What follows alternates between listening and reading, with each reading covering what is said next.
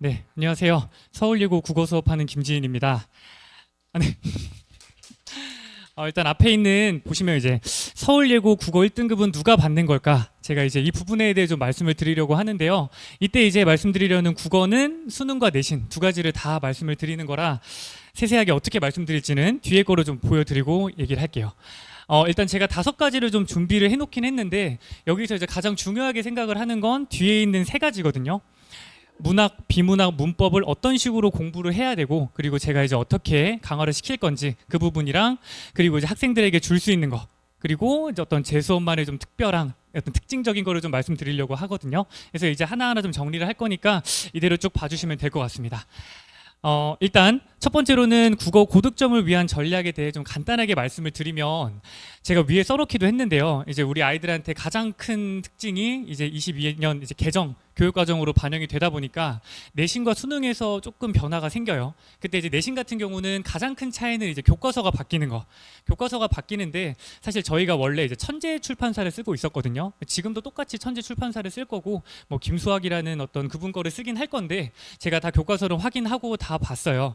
이제 국어만 얘기를 하면 큰 틀에서 변화는 없다고 생각하시면 돼요. 그냥 이제 결국에 하던 거 똑같은 내용이 다 담겨져 있고, 그냥 그게 교과서가 2개로 분류만 돼 있는 거거든요. 네, 그런 차이만 좀 있다 보니까 사실 내신 같은 경우는 원래 하던 대로 하는 거, 그냥 그 방식이 제일 중요하다 보니 지금은 당장 이제 수능이 좀 중요한 때라 그걸 내신 설명할 때 다시 좀 말씀을 드리고요.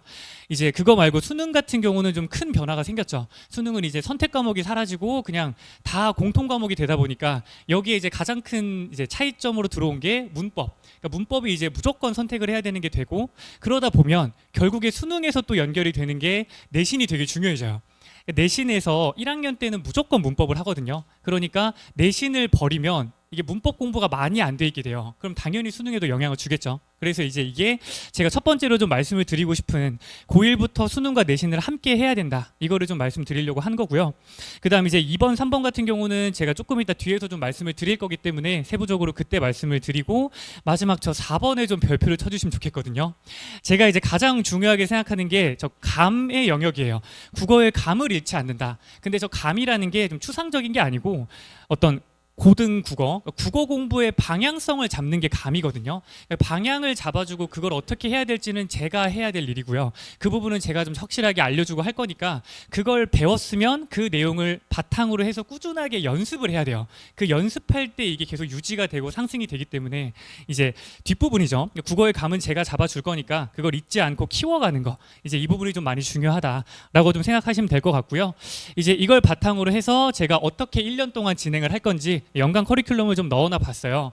근데 이제 이거는 좀 이따 이제 읽어보시면 될 것 같은 부분이라서, 제가 이제 지금 당장 시작을 할 부분은 저 시즌 1과 시즌 2의 1, 3월 파트, 저 겨울방학까지거든요. 저기를 좀 나갈 거라서 이제 이 부분도 뒤에 좀 세세하게 적어놨으니까 그때 좀 세세하게 말씀드리고, 여기는 한번 좀 봐주시면 될 것 같아요. 네. 자, 그래서 이제 처음부터 문학, 비문학, 문법, 이 영역들을 어떻게 좀 공부하면 되고 어떻게 이제 학습을 시켜줄 건지에 대해 말씀을 드릴 건데요. 첫 번째로 이제 문학에 대한 거. 그러니까 문학은 분석하는 힘이 되게 중요하거든요. 그러니까 분석을 작품 속에서 확실한 근거를 잡아서 찾아내는 거. 그러니까 이게 굉장히 중요한 영역인데, 제가 이제 항상 문학에 대해 얘기를 할 때는 상향식 독해와 하향식 독해의 꾸준한 반복과 실천, 이런 얘기를 좀 많이 해요. 그 상향식과 하향식이라고 하는 게 책이 아래에 있다는 가정하에 알고 있는 걸 바탕으로 보는 걸 하향식이라 부르거든요. 그리고 여기 안에 있는 내용을 기반으로 해서 이해하는 걸 상향식이라 부르는데, 저희가 이제 수능과 내신에서 문학을 잘하려면 상향식과 하향식이 같이 동시에 성장이 돼야 돼요. 그 2가지를 같이 해야 돼서 앞에 이제 그 부분에 대해서 좀 담아둔 건데, 갈래 기본과 개념어가 이제 하향식 독해에 좀 관련이 되는 거고요. 그 다음에 문맥 파악 능력이 상향식 독해와 좀 관련이 되거든요. 그랬을 때 이제 앞에 제가 좀 담아둔 거는, 일단 저 판서하는 저거는 그냥 제가 이제 하향식 독해를 하기 위해서 우리 아이들이 그냥 뭐 어떤 것들에 대한 글로 써놓은 거를 그냥 다 외워라 이러면 사실 안 외워져요. 거기에서 제일 중요한 키워드를 좀 간단하고 외울 수 있게 항상 판서를 하면서 이렇게 좀 정리를 해주고 있기 때문에 그런 것 때문에 좀 담아둔 거고요. 말씀드린 저 문맥 파악 능력을 오른쪽에 있는 소설로 잠깐 좀 말씀을 드리려고 해요. 이제 이 부분은 제가 그 9월 평가원 지문, 고3 평가원 지문을 좀 가지고 온 건데 이제 이것도 우리 아이들이 수업을 할 거거든요. 그때 이제 제가 항상 문학 수업을 할 때, 국어 수업을 할 때는 먼저 일단 풀 시간을 줍니다. 풀 시간을 주고 그 다음에 제가 이제 바로 수업을 진행을 하는데 그 진행을 할 때는 이 글을 처음 읽었다는 가정하에 처음 읽었을 때 어디에서 뭘 판단해야 되고 뭘 알고 있어야 되는지를 찾아주는 연습을 하거든요. 이게 판단이 됐었어야 된다는 거. 근데 이제 그걸 얘기할 때 이걸 먼저 한번 읽으라고 하면 아이들이 거의 대부분 이해를 못해요. 이거 제가 조금 마지막에 끝까지 좀 수정을 하다 보니까 제가 여기 자료에다가 못 넣어놨어요. 이거 앞에 좀 보시면 좋겠는데요. 세 번째 줄에 보면 내 턱은 버스가 껑충거리는 데 따라서 함께 덜그럭거리고 있었다, 이런 표현이 나오거든요. 근데 이걸 이제 아이들은 사실 뭐 저희 또 이제 1학년 순수한 친구들은 거의 이해를 못해요.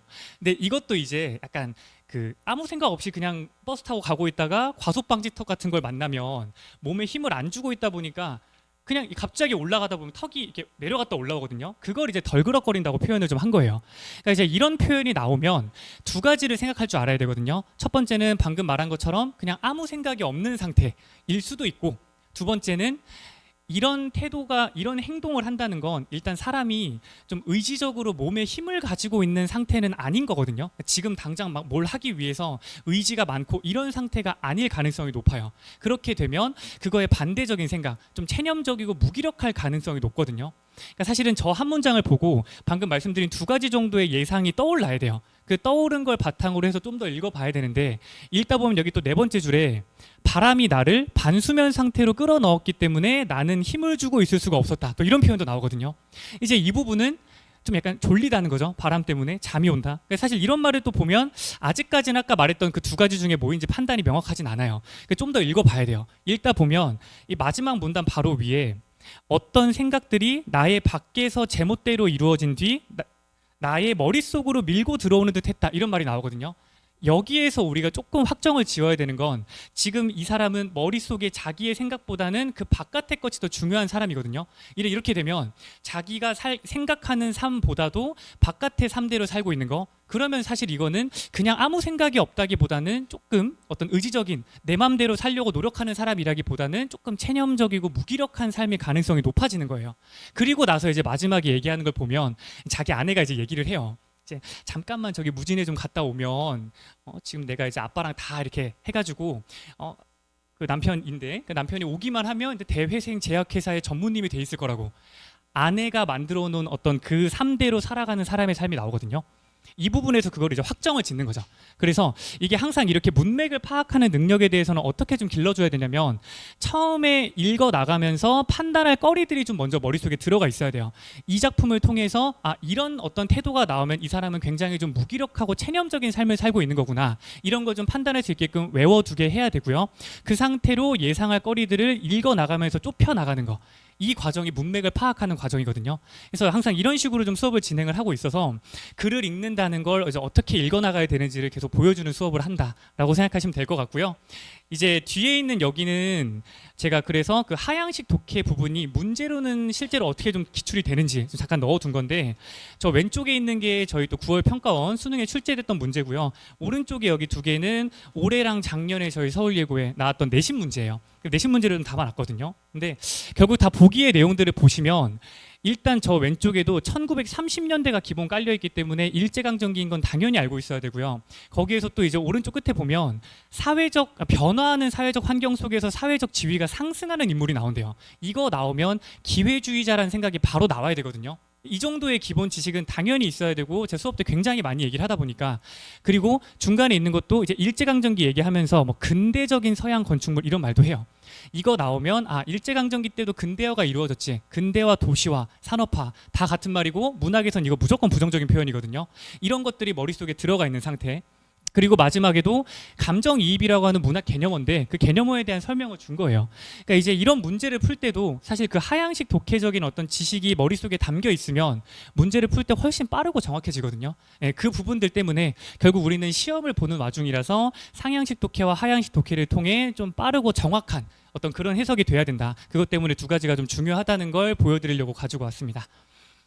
자, 그리고 이제 뒤에는 비문학에 대한 얘기를 좀 간단하게 할 건데요. 자, 비문학 같은 경우는 어떤 식으로 좀 길러 가야 되냐면 결국 이제 여기도 문해력을 위한 지문 구조도가 좀 상향식 독해 쪽이고 기초 지식이 하향식 독해 쪽이거든요. 이제 조금 들어보셔서 아시겠지만 그 수능에서 비문학 때문에 굉장히 난도가 많이 올라가 있어요. 그러니까 비문학이 좀 많이 어려운 시험이 요즘의 시험인데 사실 비문학이라고 하는 걸 어렵게 만드는 방식이 두 가지가 있는 거거든요. 첫 번째는 상식을 깨는 형태의 지문 그런 게 나오고 두 번째는 정보량이 굉장히 많은 지문이 나와요. 이제 그 두 가지가 되게 어려운 형태의 지문인데 제가 이렇게 두 개를 다 넣어둔 거거든요. 왼쪽 게 아까 첫 번째로 말씀드린 거, 오른쪽 게 두 번째 거. 이제 이런 걸 아이들한테 읽고 풀게끔 하면 저 첫 번째 지문의 두 번째 줄 보면은 내일 눈이 온다는 명제를 참이라고 믿거나 거짓이라고 믿거나 참이라 믿지도 않고 거짓이라 믿지도 않을 수 있다 이런 말이 나와요. 근데 이 부분 보면 이제 우리 아이들은 그냥 바로 뇌를 빼거든요. 이해 자체를 못해요. 이게 도대체 무슨 말을 하고 싶은 건지를 아예 받아들일 생각을 되게 안 하거든요. 그러니까 약간 기본적인 상식을 깨는 형태의 지문이 나오고 그다음 오른쪽 아래는 사실 이거는 첫 줄 읽으면 물가 경직성에 따른 환율의 오버슈팅을 이해하기 위해 통화를 금융자산의 일종으로 보고 그냥 머리에 안 들어와요. 그냥 이거 읽으면 애들 그냥 아무것도 못 알아듣거든요.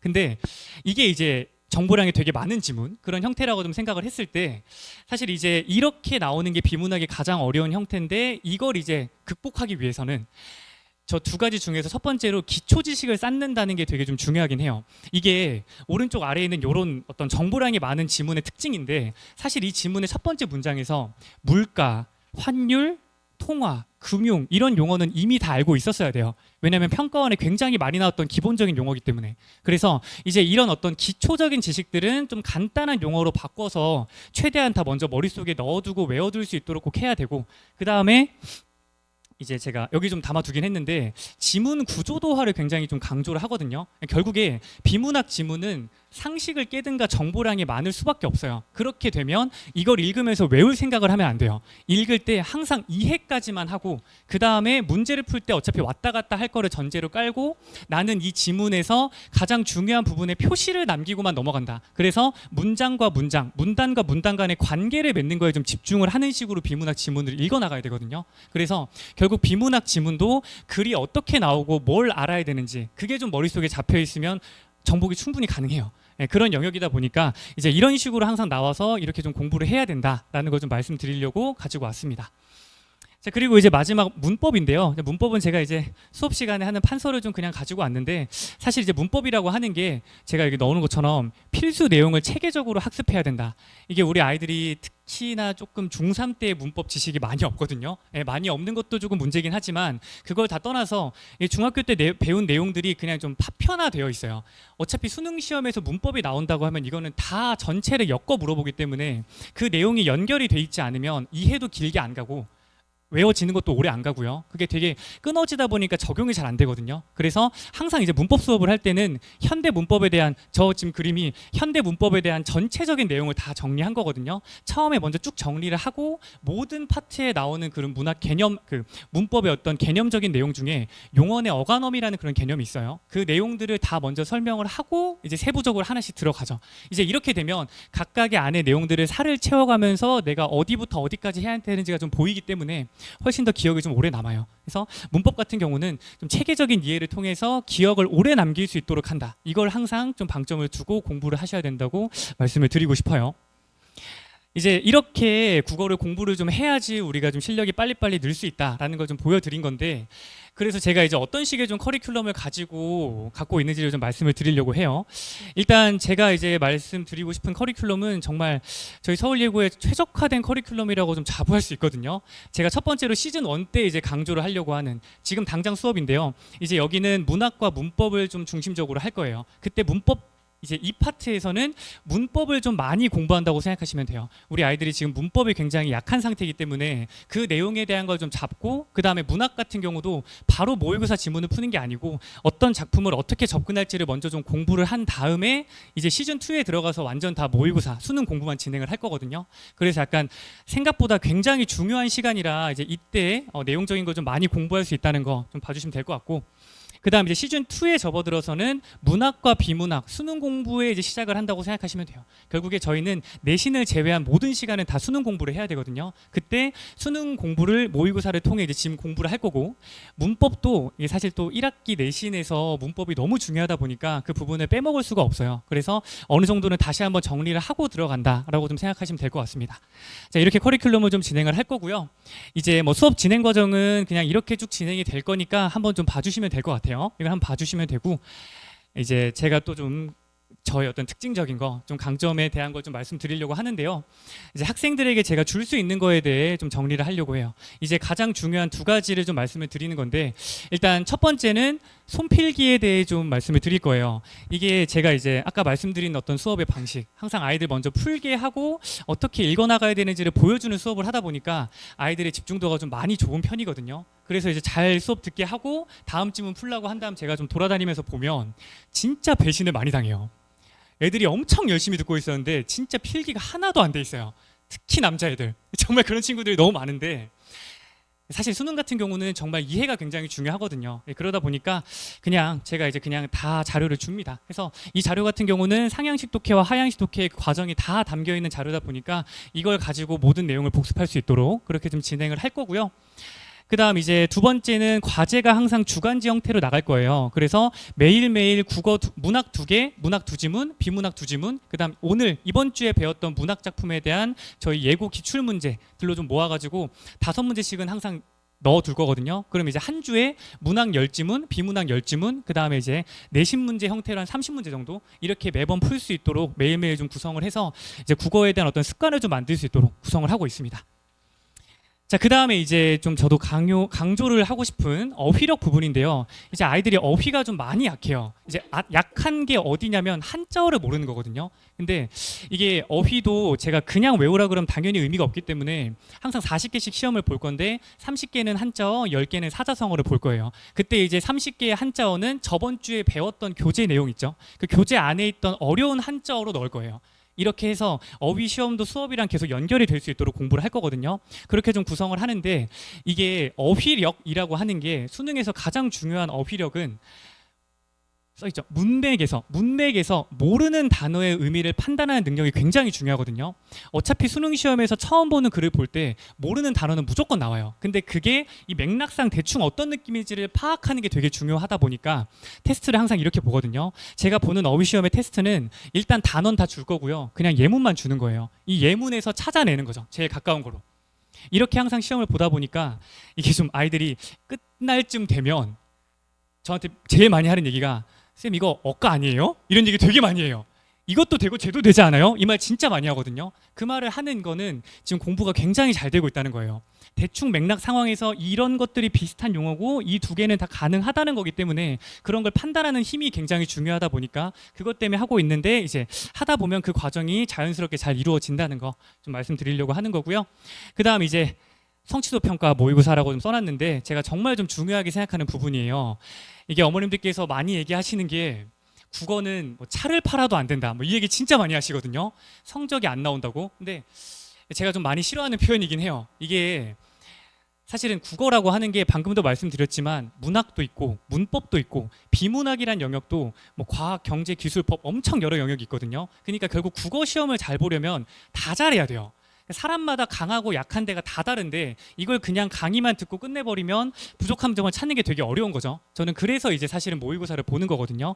제가 빨간색을 해놓은 것처럼 이 모의고사를 보는 이유는 상담을 하려고 보는 거예요. 이 모의고사를 바탕으로 해서 성적표를 좀 나눠줄 건데, 이걸 보면서 얘기를 하면 자기의 강약점이 다 드러나거든요. 그걸 바탕으로 바로바로 얘기를 해주면 그때가 좀 제일 잘 먹혀요. 그래서 그걸 통해서 또 고쳐나가고 이렇게 좀 할 수 있도록 계속 어떤 성적표 주고 상담하면서 보충까지 계속 나간다는 거 생각하시면 될 것 같습니다.